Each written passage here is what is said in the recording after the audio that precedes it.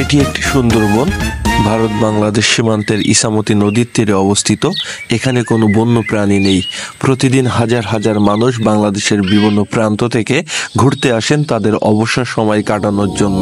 সাতক্ষীরা জেলার ঐতিহ্যবাহী জনপ্রিয় এই মিনি সুন্দরবনের অপর প্রান্তে রয়েছে ভারতের সীমান্ত, মাঝখানে রয়েছে ইছামতি নদী। এই সুন্দরবনটি একেবারে বাংলাদেশের মূল ম্যানগ্রোভ ফরেস্ট লোনাপানির সুন্দরবনের আদলে গড়ে উঠেছে। দেখতে কিছুটা ভয়াবহ মনে হলেও এখানে প্রতিদিন মানুষ অবাধে ঘুরে বেড়াচ্ছেন। যদি এখানে আজ বন্য প্রাণী থাকতো তাহলে এটি মানুষের জন্য একটি ভয়াবহ পর্যটন কেন্দ্র হিসেবে গড়ে উঠত। এই মুহূর্তে সুন্দরবনের একেবারে ইছামতি নদীর তীরে আমরা অবস্থান করেছি।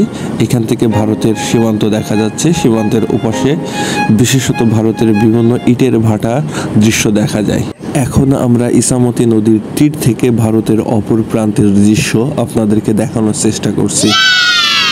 ভারত বাংলাদেশ সীমান্তের অপর প্রান্তে এই মুহূর্তে যেখানে গোধূলি লগ্ন অর্থাৎ সূর্য অস্তমায়ন হয়ে যাচ্ছে, অপর প্রান্তে মূলত ভারতের সীমান্ত দেখা যাচ্ছে। ভারত বাংলাদেশ সীমান্তের মিনি সুন্দরবন থেকে এই গোধূলি লগ্নের দৃশ্যটি অনেকটা কক্সবাজার সমুদ্র সৈকতের মতো। সুন্দরবনের এত কাছ থেকে ভারতের সীমান্তের দৃশ্যগুলো সত্যিই মনোমুগ্ধকর। ভারত বাংলাদেশ সীমান্তের ইছামতি নদী ও সুন্দরবন কেন্দ্রিক যতগুলো গ্রাম আছে সেগুলো দেখতে বেশ সুন্দর। ভ্রমণ প্রেমীরা অবশ্যই সাতক্ষীরা জেলার ঐতিহ্যবাহী ভারত বাংলাদেশ সীমান্তের ইছামতি নদীর তীরে অবস্থিত মিনি সুন্দরবনে ঘুরতে আসবেন। আশা করি আপনাদের ভ্রমণ যাত্রা বিফলে যাবে না। আপনারা আনন্দিত হবেন সুন্দর এই দৃশ্যগুলো উপভোগ করার মাধ্যমে। ধন্যবাদ সকলকে সাথে থাকার জন্য।